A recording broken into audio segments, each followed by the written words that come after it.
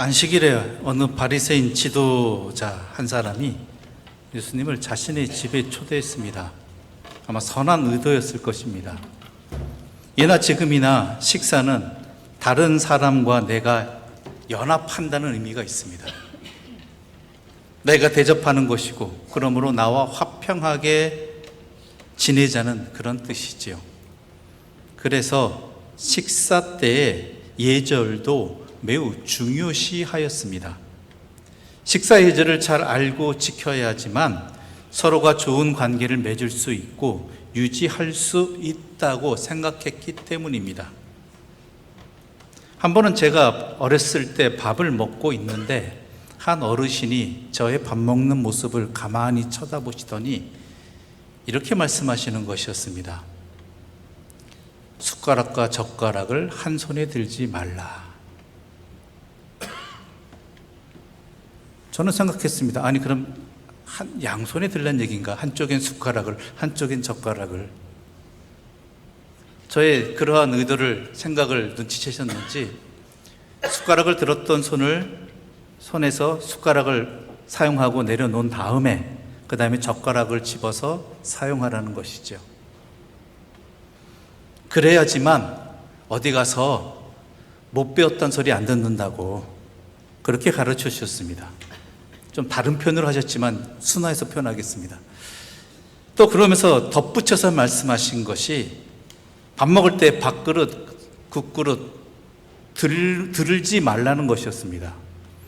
그게 양반님네들의 예절이라고 하지요. 참 익숙하지 않은 생각이었습니다. 네, 알겠습니다. 그렇죠.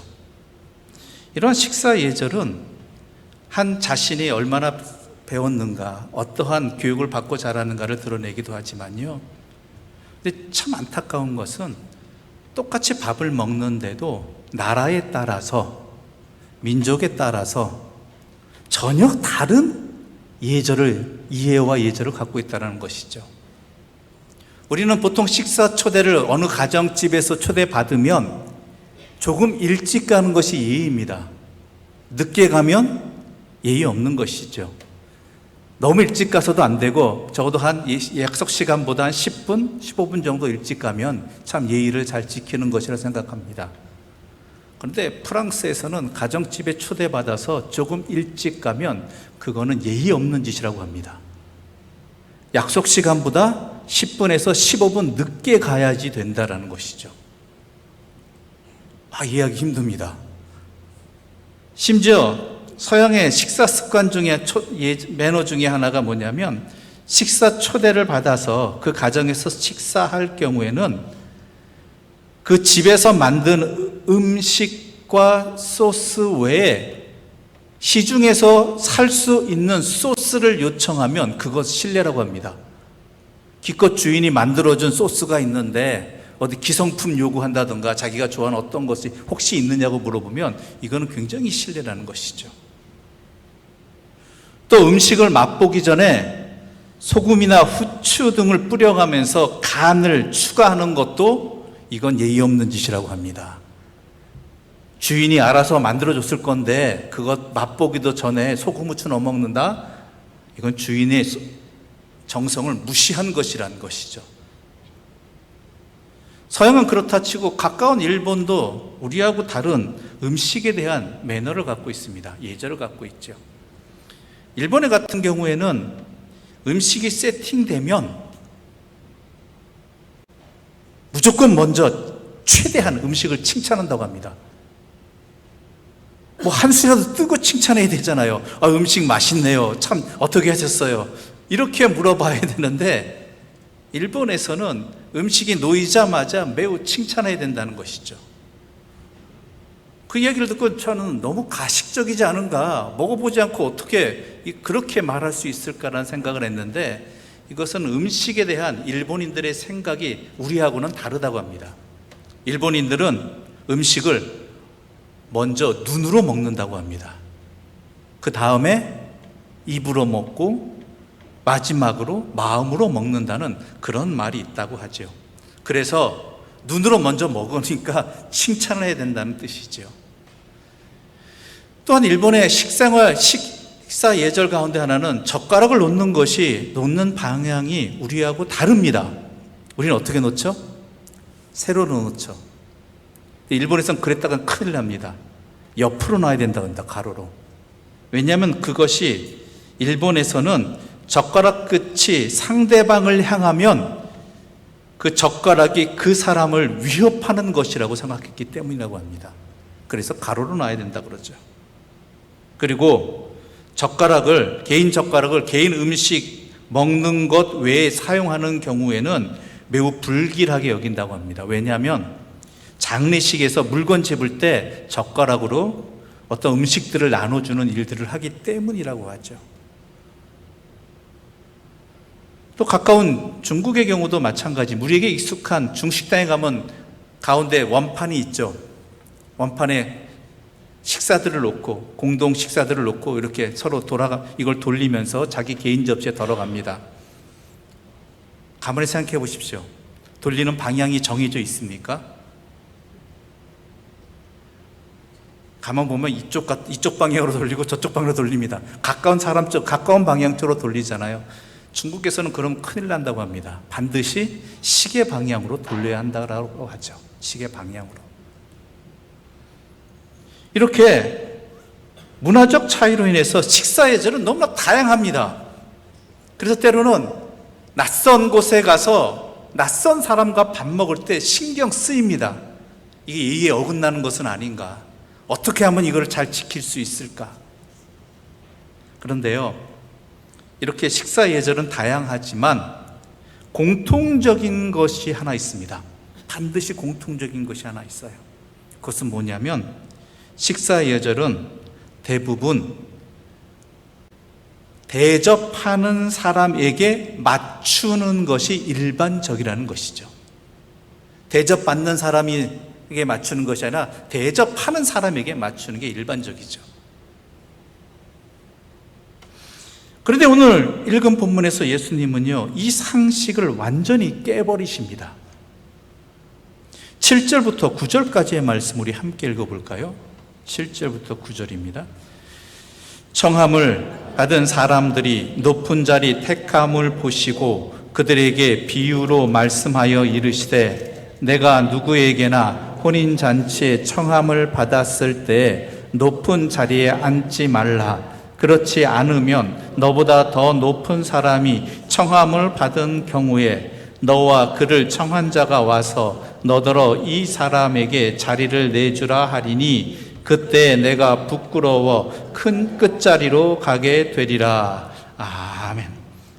예수님은 그 잔치 자리에, 그 식사 자리에서 혼인잔치 비유를 말씀해 주십니다. 혼인잔치에서 초대를 받거든 높은 자리에 앉지 말라고 이야기하십니다. 손님 가운데 더 귀한 사람이 초대받았을 경우 주인이 와서 이분에게 자리를 내어주십시오라고 말할 수도 있다는 것이죠. 이건 참 부끄럽고 민망한 일입니다. 그 자리를 떠나야 하는 사람도, 또한 그 요청을 해야 되는 주인도, 또한 그 자리에 앉아야 되는 사람도 참 부끄럽고 민망한 일이죠. 그렇게 예수님께서는 애초에 가장 낮은 자리에 내려 앉으라고 말씀하시는 것입니다. 그런데 여러분 생각해 보십시오. 아무나 윗자리 골라 잡았겠습니까? 여러분도 가서 아무나 그냥 아무 때나 마음대로 가서 앉습니까? 아니잖아요. 다 앉을 만한 사람들이 앉았을 것입니다. 어떤 모임에서든지 암묵적인 자기 자리가 다 있습니다. 밥 먹는 자리에서도 윗자리가 따로 있고 방에 가족들이 모여 앉아도 윗자리가 따로 있습니다. 그리고 그렇게 딱 보면 내가 어디쯤 앉아야 하는지가 나오게 된다는 것이죠.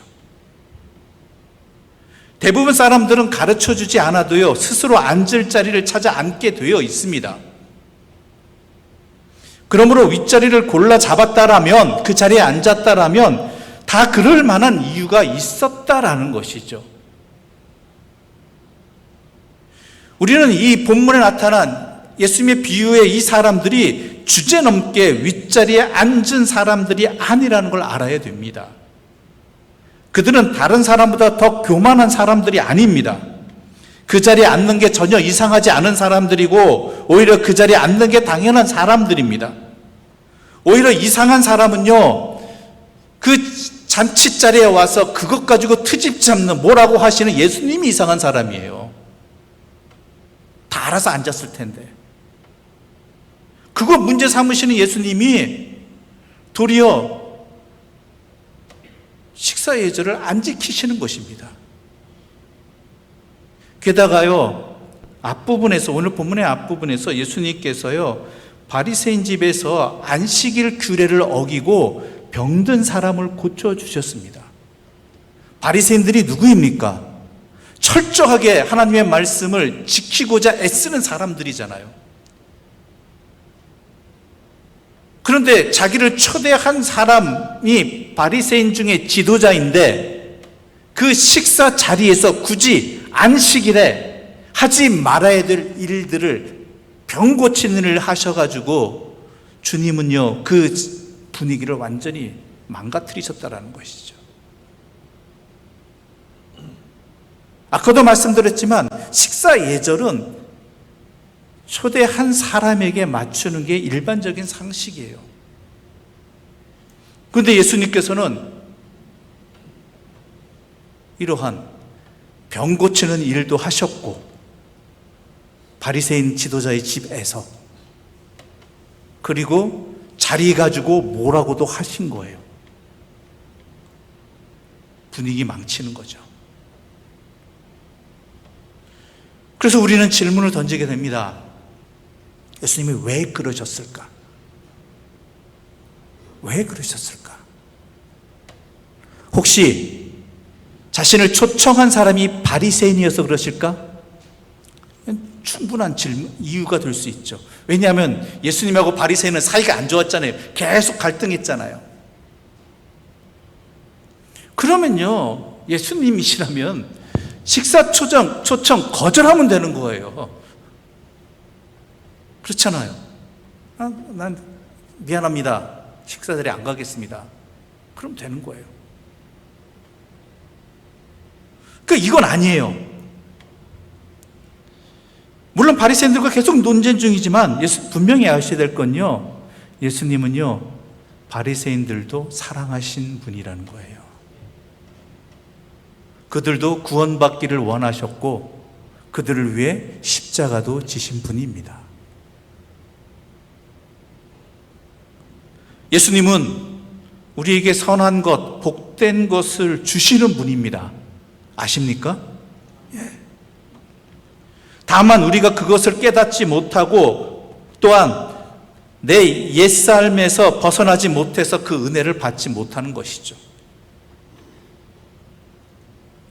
그러니까 그 말은 예수님께서 이 안식일에 벌어진 바리새인의 이 식사 자리에서 이 일들을 행하시고 이 말씀을 하신 것은요, 그들에게 선한 것, 복된 것을 알려주시기 위한 사랑의 말씀이었다라는 거예요. 그래서 이렇게 말씀하십니다. 11절 말씀 함께 읽겠습니다. 11절입니다. 함께 읽겠습니다. 무릇 자기를 높이는 자는 낮아지고 자기를 낮추는 자는 높아지리라. 아멘. 그러지 말자라는 것입니다. 설사 그 자리에 앉을 만한 지위와 자격이 있다 해도 겸손하게 내려앉는 것이 복되다는 것입니다.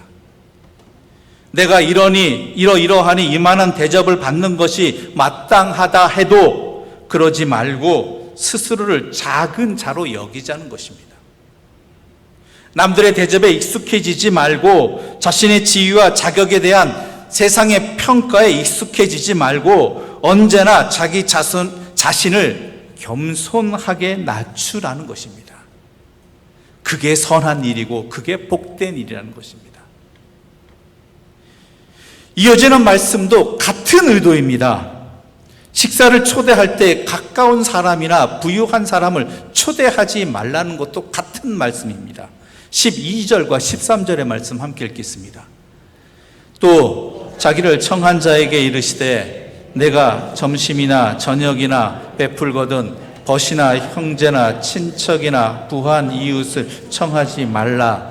두렵건대 그 사람들이 너를 도로 청하여 내게 갚음이 될까 하노라. 잔치를 베풀거든 차라리 가난한 자들과 몸 불편한 자들과 저는 자들과 맹인들을 청하라. 아멘. 우리는 보통 식사를 초청할 때 내가 좋아하는 사람들을 초청합니다. 마음 내키지 않는 사람하고 밥 먹는 건 이건 고역입니다. 밥도 그렇게 먹어야 되는 생각이 들 수도 있죠. 그리고 누구를 초대하느냐에 따라서 그 사람의 사회적 지위도 드러납니다. 그래서 내가 누구랑 밥 먹었다는 것이 때로는 우리에게 자랑이 되잖아요. 그렇게 서로 초대하면서 자신들의 지위를 유지했습니다. 또한 그렇게 서로 초대하면서 수준에 맞게 논다고 생각했습니다. 그러니 누가 가난하거나 불편한 사람들을 초대해서 자기 수준을 아래로 떨어뜨리겠습니까? 아닌 말로 물 좋은데 물 흐리는 사람들 들여놓을 이유 없다는 것입니다. 그런데 예수님은 그런 사람들 말고 차라리 가난한 사람들, 몸이 불편한 사람들, 다리 저는 사람들, 앞 못 보는 사람들을 청하라고 하십니다. 마태복음 25장에 보면 부활하신 주님께서 이런 일을 행하신다고 되어 있습니다. 재판을 하시지요. 나중에 심판 때. 그때 그 이야기가 뭡니까? 배고픈 사람, 목마른 사람, 나그네, 헐벗은 사람, 병든 사람, 감옥에 갇힌 사람의 모습으로 부활하신 주님이 우리를 찾아오신다라는 것이죠.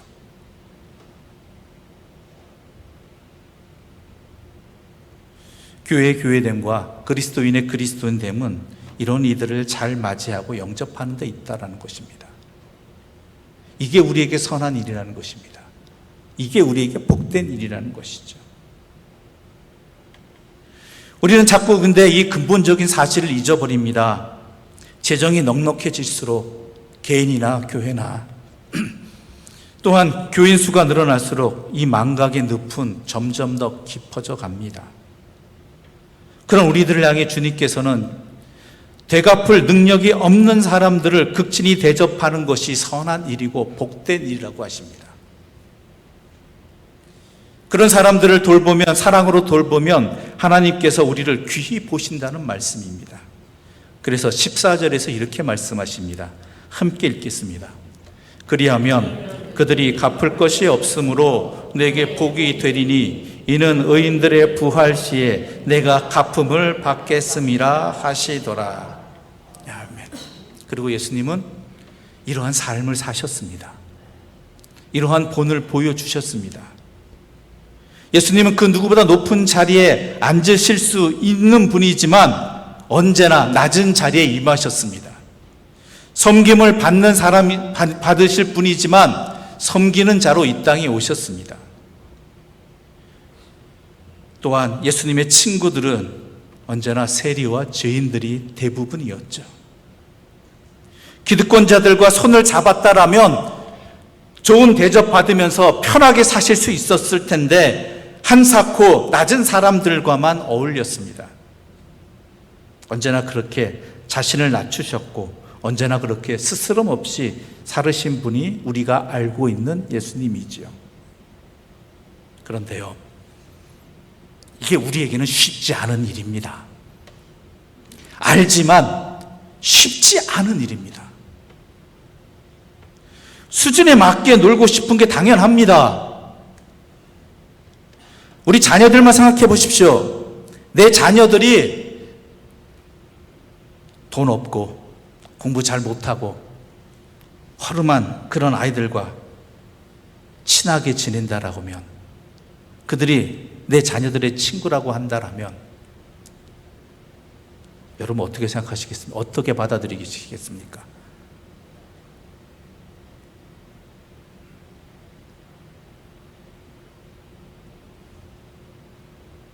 식당에 가거나 옷을 고르거나 심지어 사람을 사귈 때에도 인정받고 싶고 인정받는 사람들과 함께 하고 싶은 게 우리네들 아닙니까?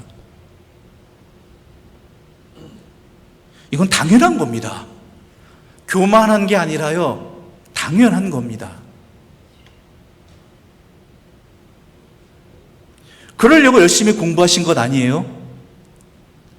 그렇게 살라고 내 자녀들한테 열심히 공부하라고 말씀하시는 거 아니에요? 그러려고 돈 많이 벌자는 것 아닙니까?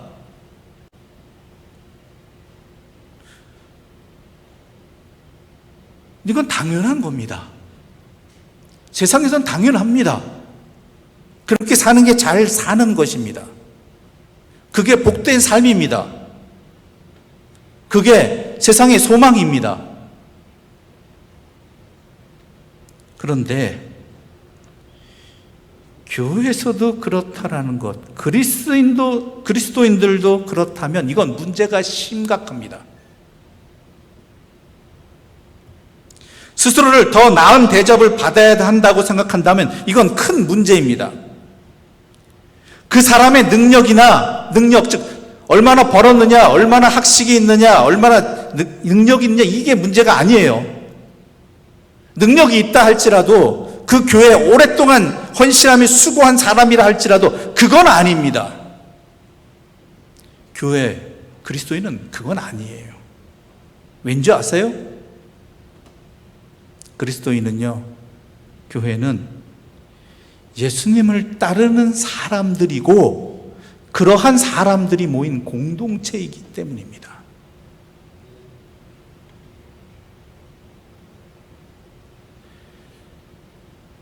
헨리 나우엔 신부님이란 분이 있습니다. 아마 이름을 들어보신 분도 계실 것입니다. 이분은 위대한 영성가라고 이야기하죠. 미국의 예일 대학과 하버드 대학에서 영성 신학을 가르치던 그런 분이었습니다. 그런데 그런 그가 어느 날 이 모든 일들을 뒤로 하고 캐나다에 있는 데이브레이크라는 시설에 들어갑니다. 이 데이브레이크라는 이 시설은요, 한순간도 남의 도움 없이는 살아갈 수 없는 중증 장애인들을 돌보는 시설이었습니다. 어떠한 방법으로도 자기의 삶을 살 수 없는 사람들입니다. 헨리 나우엔 신부는요, 그곳에서 10년 동안이나 10년 좀 넘게 머물렀는데 10년 동안 아담이라는 사람을 돌보았다고 합니다. 아담. 근데 이 사람 어떤 사람이냐? 아무것도 할 수 없는 사람이에요. 자기 의사표현을 전혀 할 수 없는 사람이에요. 친구들은 말립니다. 왜 이런 희생을 하느냐고. 이 한 사람 돌보는 것이, 이 아담 돌보는 것이 물론 예수님의 말씀을 따르기 위한 희생의 자리이기도 하지만 더 중요한 자리가 있지 않느냐고.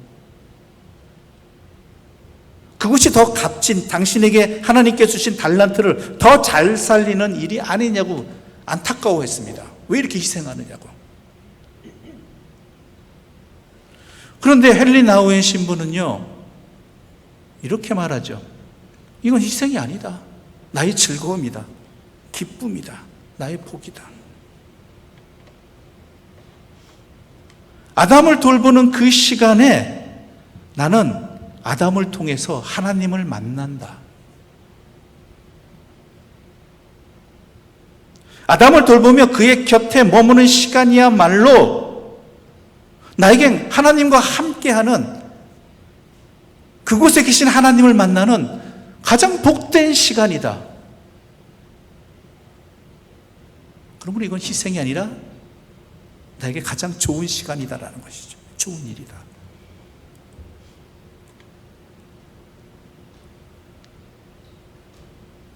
지혜로운 사람입니다.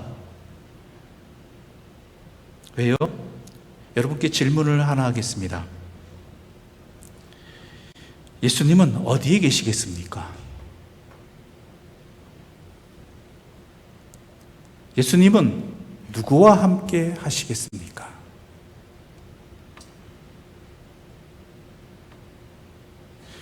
우리는 그리스도인입니다. 우리는 예수님과 함께 있는 것을 가장 큰 소망으로 삼고 있고요, 가장 큰 기쁨과 복으로 알고 있는 사람입니다. 맞습니까? 예수님과 함께 있는 게 내 복이잖아요. 내 기쁨이잖아요. 소망이잖아요.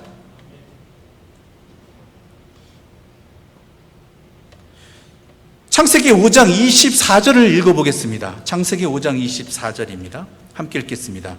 에녹이 하나님과 동행하더니 하나님이 그를 데려가심으로 세상에 있지 아니하였더라. 아멘. 성경에서 가장 복된 사람의 대표적인 사람이 에녹입니다. 무엇 때문입니까? 평생 하나님과 동행했기 때문이죠. 하나님과 동행했단 말이 어떻게 들리십니까? 하나님이 계신 곳에 항상 있었다라는 것입니다.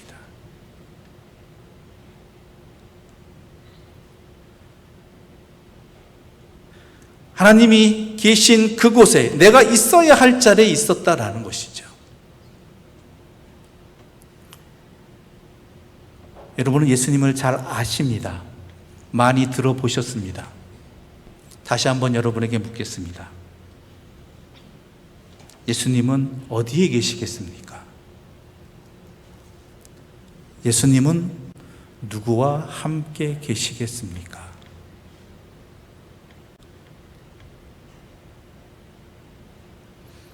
이제는 겸손히 내려가야겠습니다.